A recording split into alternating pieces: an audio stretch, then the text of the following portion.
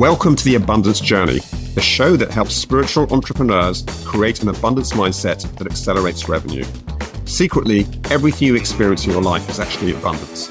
Once you understand how to activate abundance, you find yourself in flow with your business and clients, so it's easy to create the revenue you want. The Abundance Journey is the only show that activates abundance for you, so you enjoy rapid results in your business.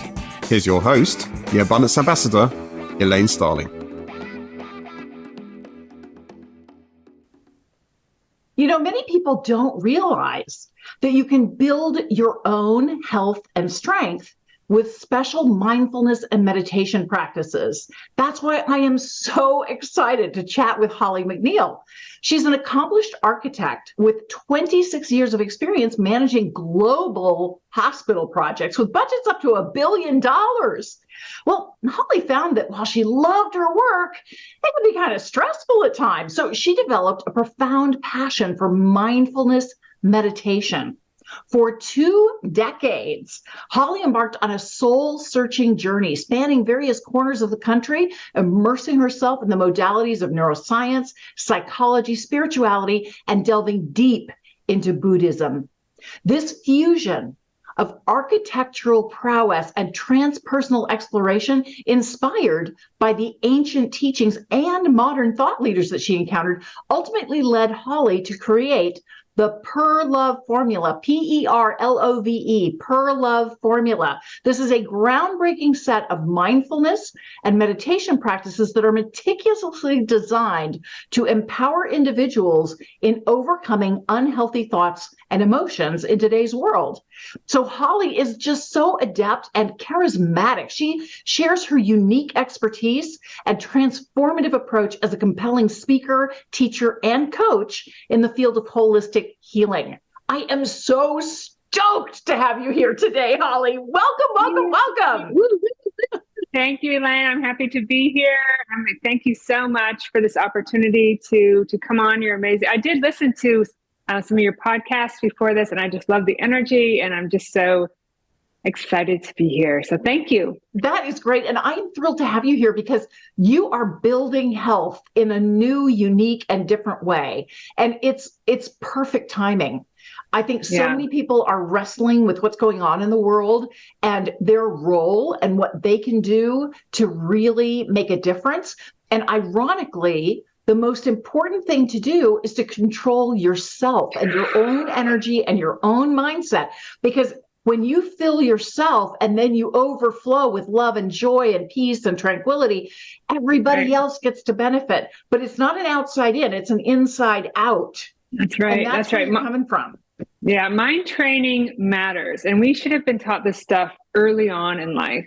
Because I actually, during my career, which was amazing, I hit a really super low point in my personal life. My career was kind of holding me up. And so I made this vow at age 34. It's like, God, life, Buddha, the universe, the divine, anyone out there listening, help me and I'll do better. Give me another chance and I'll change. And I was given that second chance with my karmic debt in tow. I went out on this 20-year journey. But at first, I had no idea what I was looking for, right? I was stuck. I was lost, but I put that intention out there as you are about to talk about. You're setting me up beautifully. Thank you for that.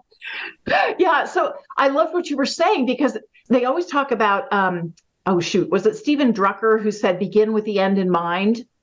And that is such a true statement. I always teach my clients to start with the intention. The intention is how you want to feel and what you want to create and experience together. So we are creating this energy. It always shows up as an energy of feeling first, and then it manifests in the real world as physical, tangible stuff and physical health too. That's right. You don't even have to know how to get there, right? In fact, most times you don't know how to get there. And people are afraid, if I don't know how to get there, how am I going to get there? You just have to put that intention out there, believe it's possible, and watch for what shows up.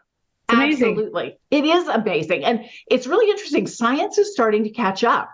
It is. Psychologists realize there's something they call priming, which is where if you read a set of words that are empowering before you take a test, you do better. Versus if you read disempowering words and you take a test, you do really worse. So we know we can activate the unconscious mind, and it's almost like turning on the peripheral vision. So there are things in the world that normally you just don't pay attention to because it's so minor, seemingly minor. And once you activate that unconscious mind so it can filter through and gather what you want, using an intention empowers your unconscious mind to really work on your behalf. So it's incredibly powerful to do this. Yeah, that's that. Oh, you go ahead. There's so much to talk about, but you go ahead. I know. I have the feeling we're going to have a very long conversation, but no, the thing I just wanted to tell people, I have a very specific structure for the intention that I use. I always start with in love and light, because to me, that is acknowledging that the God of your understanding is an active participant in supporting this intention and helping to make it happen. Like we were saying, you don't have to know all the details. Then we state the intention. It's almost like you're typing an address into your GPS system. You don't know exactly how to get where you want to go. You just know this is where I want to go. Begin with the end in mind. This is the end. Here's where we're going. And then the divine is like, okay, that's where you want to go. And I always say thank you at the end. And at the very end, I say, it is done, as a reminder to us, the human beings involved, that we've done our part just by being very clear. This is what we want. Here's how we want to feel. This is what we're creating. Okay, we did our part. You're up, divine. Bring it on. Bring it on. I love it. And then after I share the intention, we're going to hold it in complete silence for 78 seconds. It will feel like an eternity, because the latest research says that human beings have the attention span that is shorter than a goldfish now. We are so used to fast cuts on television and all the rapid thoughts that are going through our minds. We aren't focused. And so the divine thinks, they don't really know what they want. When you hold that intention for 78 seconds, the divine goes, aha, they're serious about this one. Okay, we'll make that happen. So it can be a little challenging to hold that energy, hold that space for 78 seconds. Just tune into your body. It's actually a great big antenna. And you will feel sensations. You might feel tingling or heat or cold. Notice what's happening in your body. Notice stray thoughts that show up. One of the things I like to do is sometimes I'll take a brief phrase or even a couple of words out of the intention that really speaks to me, and I'll just hold that in my heart and keep thinking those same words over and over again. And that gets me through the 78 seconds, because it's hard for human beings to focus that long. It really is. And it makes a huge difference. You are going to see how everything starts to manifest in alignment with this intention through the course of this dialogue. So, any other questions, any comments before we get going, Holly? I love so much of what you said is like, yep, that's right on. Yep, that's right. I know exactly what you're talking about, because when we get started, here I have a practice that's 1 minute, 6 times a day, and 1 minute, even 60 seconds. I'm like, did I set the timer? Is it wrong? Right, I'm with you. Okay, I'm with you. Let's do it. Okay, so let's play with this. This is not something to get all angsty and worried about. This is light and fun and easy. You are playing with the divine. They love to be playful with you, and they love to help you. They love to help you create what you want. So here's our intention. In love and light, we hold the intention that we release all limiting beliefs and thoughts to the divine, replacing them with divine mindfulness that enriches and nourishes our bodies, hearts, and minds. Thank you, divine. Thank you, thank you, thank you. It is done.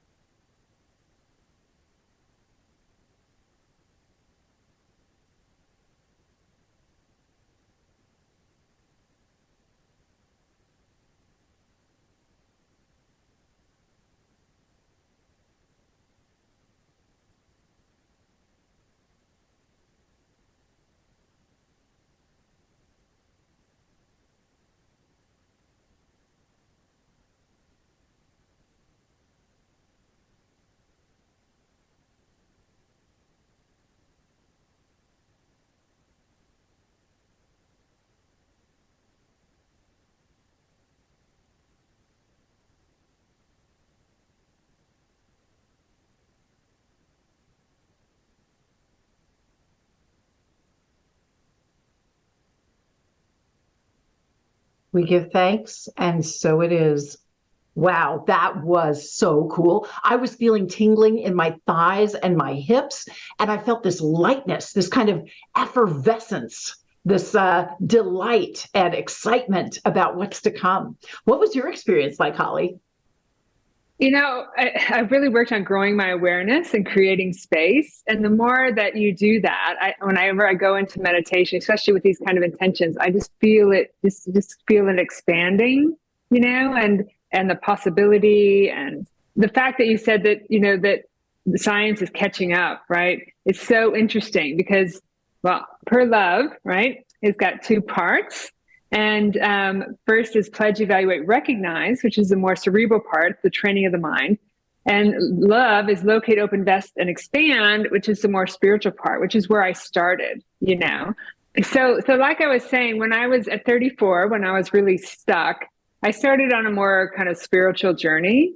But it wasn't until, like you said, the science is catching up that it all came together. And that's why I say it's from ancient teachings to modern day thought leaders, because there's neuroscience and there's psychology that's really pulling this all together. So as I said, pledge, evaluate, recognize is the cerebral part where we first train the mind. So we grow that awareness, we pay attention, and then love is locate, open, invest, and expand beyond our conditioned limits.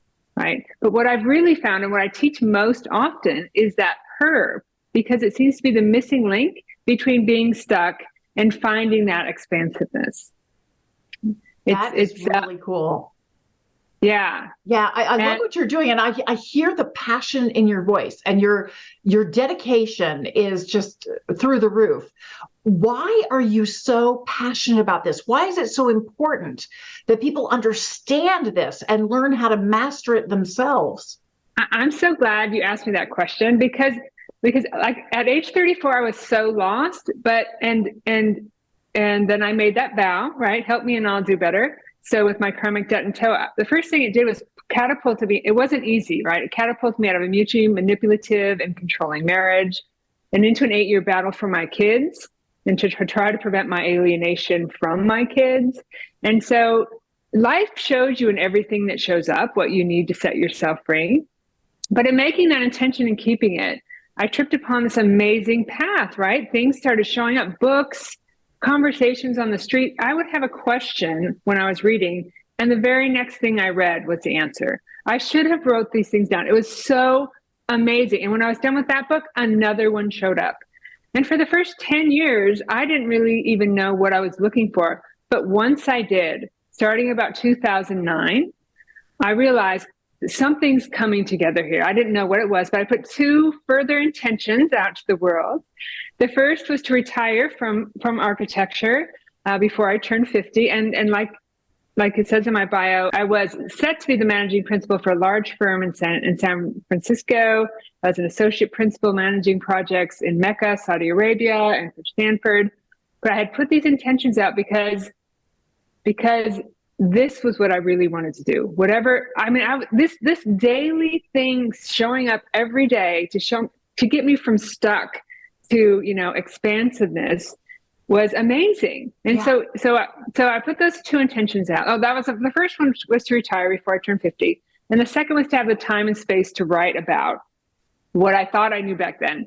So as intentions go, I retired 2 days before I turned 50. And in 2017, I sat down to write. But it wouldn't be until I printed out a book proposal for Hay House, where we were all sequestered in our homes during the COVID pandemic, that I looked over at the pages, and it just showed up. It was like a light. It was like a veil lifted. I had these kind of steps, I call them waking monologues throughout the book, and it was like I could see it. I could see this circuitous path that I'd just taken for 20 years. I could see a clear path. It was amazing. It was the divine, right? It was mind-blowing. You have such a good point that you're making here, because so often people are trying so hard to accomplish something, and they're all over the map. They're right. Going in circles. They're going up and down the steep hills that they really didn't need to climb to begin with, if only they'd known, right?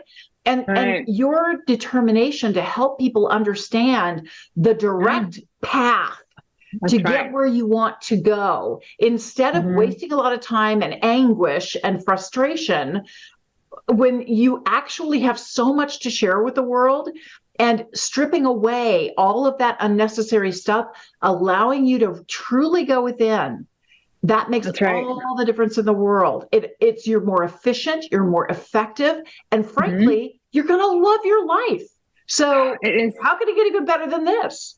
Yeah, it is amazing. And what I loved about it mostly is that throughout everything, throughout the Buddhism, throughout the psychology, the neuroscience, they all pointed back to a few simple truths, right? We are not our thoughts, emotions, and feelings, what I call our TEF. We are not our TEF. We are so much more than that, right? And thoughts alone are powerless. And if we don't engage with them, right? It's like a wave in the ocean. It'll come up and back down. And so when you think, we each have 6,000 to 70,000 thoughts a day. 80% are negative, 95% repeat. And over time, this creates our habits, our patterns. And as you so beautifully said, most of this goes on below our level of awareness. Yes. The human brain can take in 11 million bits of information a second, but our conscious awareness can only process 40 to 50 of those bits. Yeah. So 95.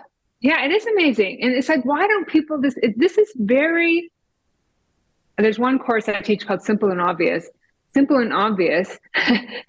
but we haven't been, it's not kind of common knowledge, right? So 95% of, go ahead.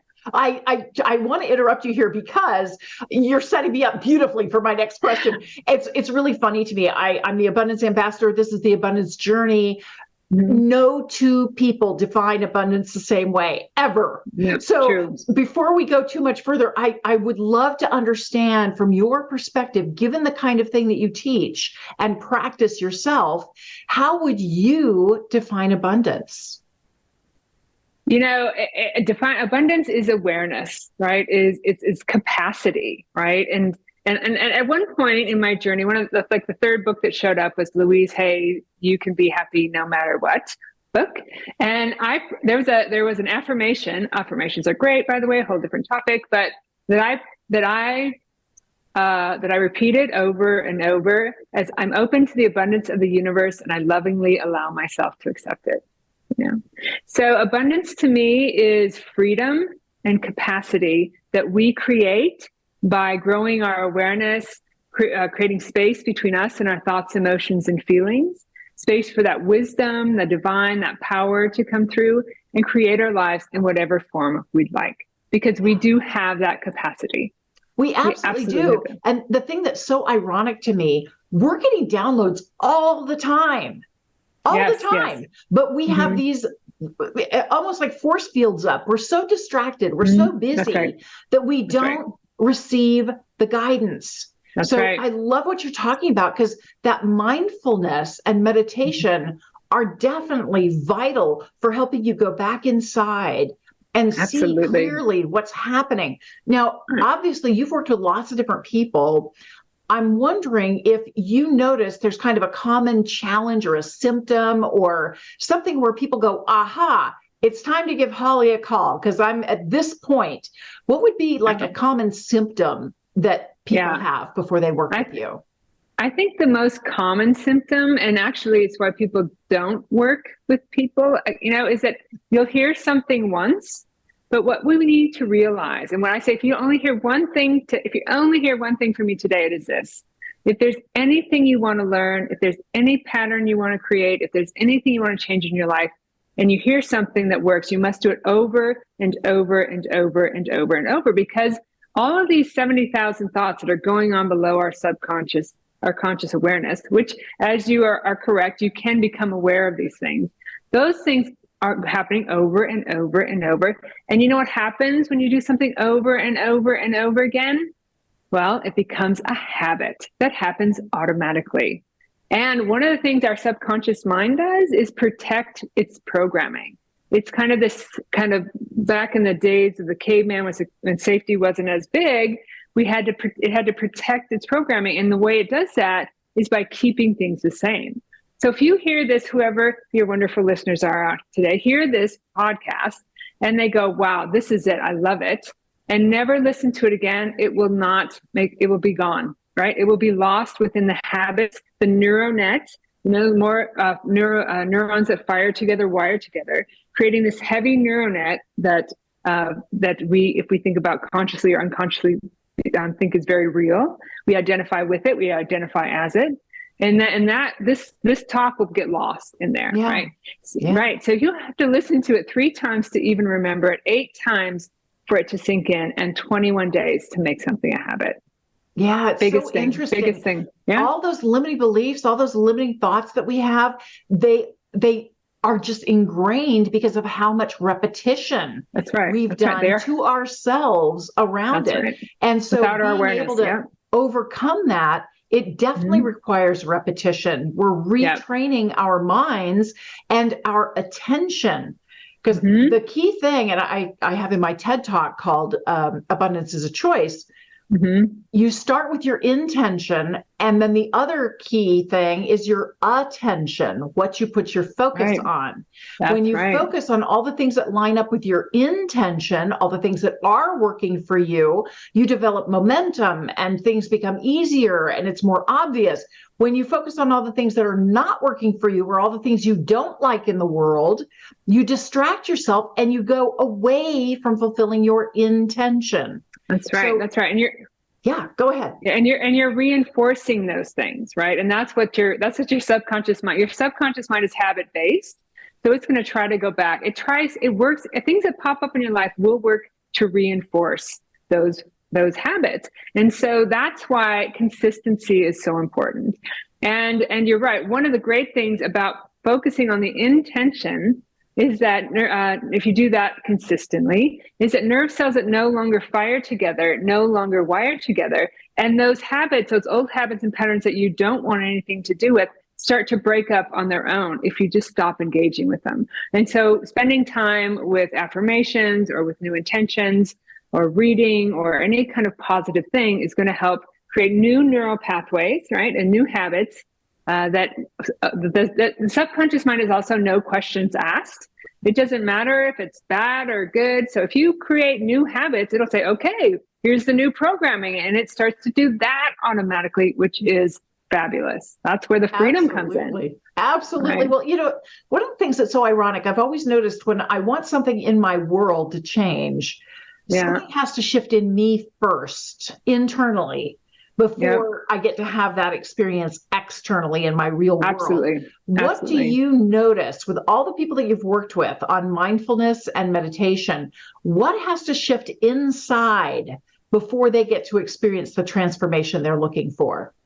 Well, one of the biggest things is belief, right? Belief is also a pattern. If you don't believe something can happen, then it can't, right? You are creating your life. If you don't believe it will happen, it can happen, then it can't. It's really interesting because I find that a lot of people don't believe in themselves. Yeah. They have so much self-doubt that it spills out into their external world, and they go, yeah, well, I don't know that that's really going to help me. I don't know that this mindfulness stuff is really going to make a difference in my life.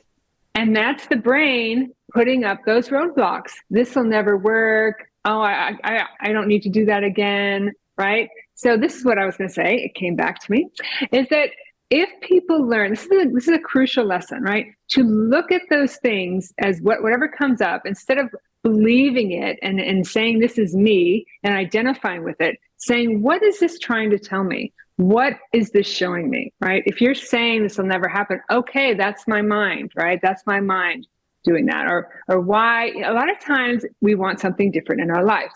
So I was stuck. Age 34, I wanted better. That's what I put out there, better. And so it took me, it was the lowest point of my self-absorbed, anxiety-filled, unhappy life, right? So those 8 years fighting for my children were hell, right? I had to be strong. I had to stand up for them.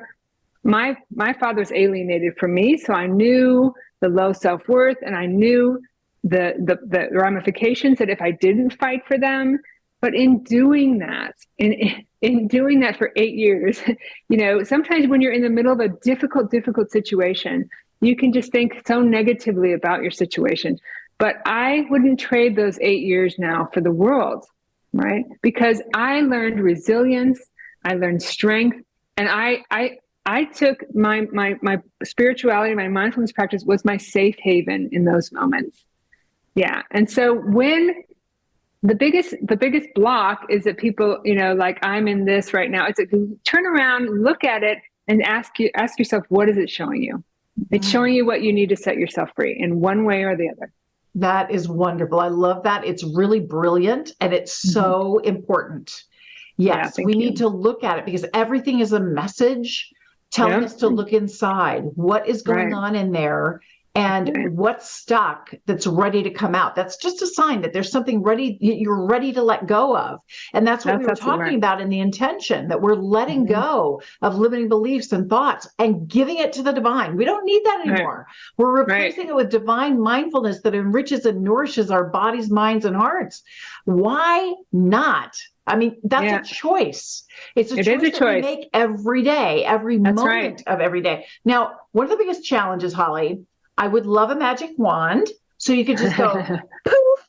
Now you're cured. Life is wonderful. It's grand. Everything's perfect. I've not found a magic wand yet. I don't know if you have, but I haven't had any luck with that. So instead, what would be a baby step that we could focus on that would show us we're actually making progress and we're going in the right direction? One of the biggest things that it helps people to realize is that life is messy. Okay. And it is not about there's no way you cannot, it's the yin and the yang. You cannot be up all the time, right? You'll be up and you'll be down. With up, there is down. With right, there's left. There's a balance in the world. And so what you want is to be in the middle. They call it the middle way, right? You want to not push, you want to cultivate a mind free from aversion or attachment. You don't want to be pulling something towards you or pushing it away, because that's what steals your energy, right? So a good way, a good practice is, if something comes up, if you can just watch it and look at it. Are you pushing it away? Are you pulling it towards you? Right? If you can just let it be, right? And then all that energy, life happens in the middle, right? Life happens in the middle. But one practice, actually, when just kind of less esoteric or whatever, is so pledge is pledge to grow your awareness. This is simple. It's easy. It's 1 minute. You pledge 1 minute 6 times a day to watch your mind. We're all busy. We're all busy in this busy world. We're all distracted. And like you said, 1 minute can seem like forever. But you practice 1 minute 6 times a day. You take a deep breath. And you're just watching, right? You're not judging, you're not pushing away, you're not pulling. And you do this 1 minute 6 times a day for 21 days. And guess what? Starts to happen automatically. And you will have created a habit in 21 days of watching your mind. That's a great idea. That is a great idea. And you reminded me of something that David Hawkins wrote in his book, Power versus Force, where he's talking about the map of consciousness and all the different levels of consciousness. And he said, when you commit to love, the opposite shows up. Oh, You can't have one or the other. It's duality. You get both at the same time. And the reason for that is because the divine is going back to you, and your intention of going, really? Are you serious? Do you really want that? Are you committed to that? Are you going to take action towards that? Are you putting your attention on what is wanted and what's aligned with that intention? Or are you going to waffle and change your mind? And it's not convenient for me right now, so I'm just not going to do it anymore. No. Consistency, baby. They're looking for your commitment and your consistency. It makes a huge difference in the experience that you have when you stay the course with that intention. Right. And if you haven't stayed the course, there's a moment that comes up, right? You can either recognize it. Well, first, E in pledge, evaluate your patterns, targets for change, and then recognize them as they come up in your daily life. So there's a moment when it first comes up, right? Before it grabs you and sends you down the rabbit hole of despair, or before you're fighting with it and you feel like a dog, or in the jaws of a mad dog being tossed this way and that. there's a moment that if you can catch it, right? If you can catch it, right? You say, I see you, right? I see you. I accept you. I'm not going to push there. You just fully accept it. And it just dissipates. The power just goes away. Yeah. It does instantly. But then the more you practice catching it, the better. But at first, most often, you're going to get caught and dragged down that rabbit hole of despair, or, tossed around in the jaws of a mad dog, because that's the patterns and defaults that we've lived by. Yeah, but being aware of it and just going, oh, here we go again. Right. That stops it. It's like yanking the chain, and it's stuck at this new space, and then you can start to work with it and shift everything. That's right. Well, Holly, we could go on forever because I am loving this conversation. You very generously offered a free gift to everyone watching and listening. Could you tell us a little bit about that? Yeah, so I have created an online course called The Lost Formula to Happiness, and it goes through every one of the practices: pledge, evaluate, recognize, locate, open, vest, and expand. It's about an hour long.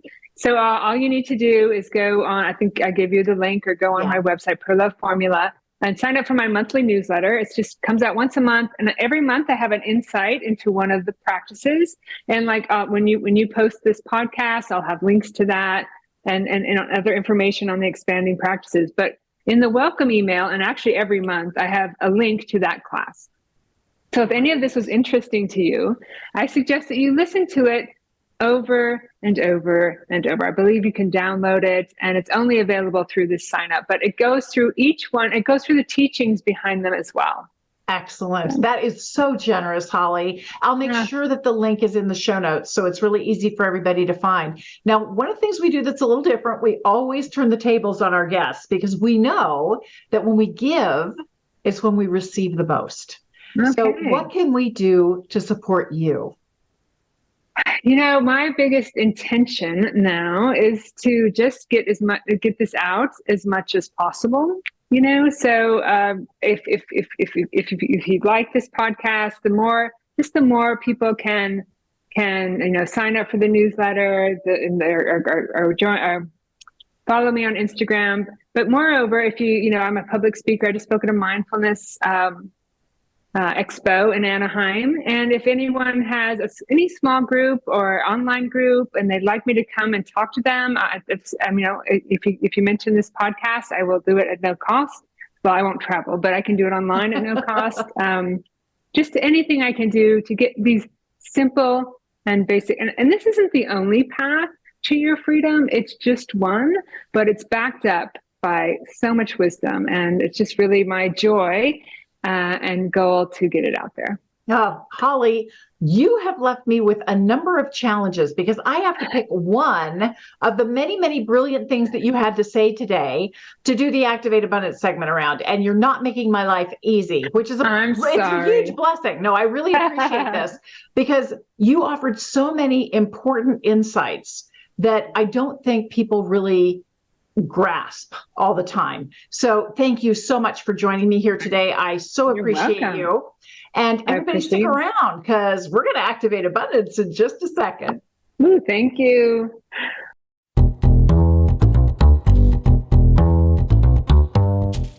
So are you ready to activate abundance in every single area of your life? Well, you can get in flow with your business and your clients.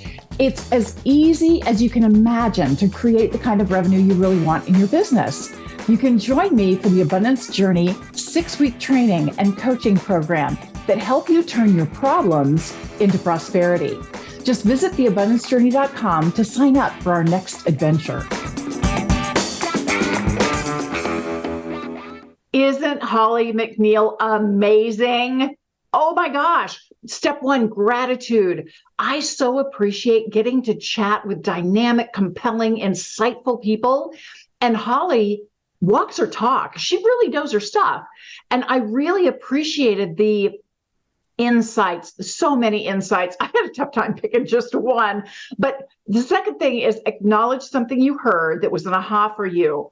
And it's something that I've heard before, but just as she said, you have to hear something again and again and again. If you aren't actually doing it, you think you know it intellectually, but you want to know it physically. You want to embody it.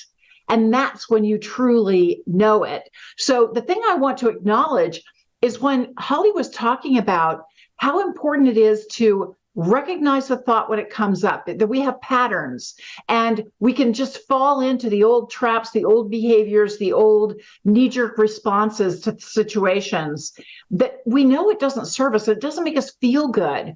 But in the moment, we're just so distracted and triggered that we just, boom, fall into it. And I appreciate that she said to stop it. Just hold that thought for just a second, long enough to back up and observe what's happening. And I appreciate the difference it can make in my life, step 3, because when I can stop that momentum, just suspend it temporarily, I can put my attention on, is this serving me or not? If it's not serving me, I can let it go. It's as easy as giving it to the divine. It's as easy as saying, I don't really need this anymore. I'm ready for something new. And I loved that she got us to just 6 times a day for 1 minute at a time. Focus on our thoughts, notice our thoughts, and especially notice triggers when they show up. Absolutely brilliant. Step 4, activate abundance. We've got 3 options how we activate abundance. You can grab your calendar and schedule time to do it. You can create a physical trigger like crossing your fingers or tugging on your earlobe as a reminder that you want to check your thoughts 6 times a day for a minute at a time. I'm going to use the calendar technique. The third option is to declare it. And that's where working with someone else or having an accountability buddy and actually thinking through what were my thoughts in this 1 minute segment and sharing notes with each other. I actually have an accountability buddy. We do an email exercise every Monday through Friday. It's my daily celebration where I celebrate what I did the day before and I make a declaration. I celebrate in advance what I'm going to accomplish today. And then life happens and it all changes. And, I don't always get everything done. But I send her the email and she writes back raving about what a brilliant job I'm doing on all these different things that I'm working on. And of course, when I get her email, I rave back about how brilliant she is. So it's really fascinating that when I celebrate, it gets my energy up. And then I'm much more effective in the work that I'm doing. So accountability buddies are great for this particular exercise, since it's so important that I spend 1 minute 6 times a day looking at my thoughts. I'm going to put it on my calendar. I'm going to have it ping me to remind me, okay, look at those thoughts. That's how I'm going to activate abundance this time. Step 5, celebrate your progress. This is incredible that you can transform your life, experience unprecedented freedom just by being mindful, going within, noticing what's showing up for you, and developing new habits that serve you. You are so much more powerful than you know. And it all starts inside you. Thank you so much for joining me today. I'll see you next time for the Abundance Journey. You've been listening to the Abundance Journey Show with Elaine Starling. Visit theabundancejourney.com/podcast gifts to access today's gift, as well as gifts from our other guests. Tune in every week to activate abundance in your life and business. If something resonated with you, please share it with your friends so they can benefit too. Keep activating abundance, and we'll see you in the next episode.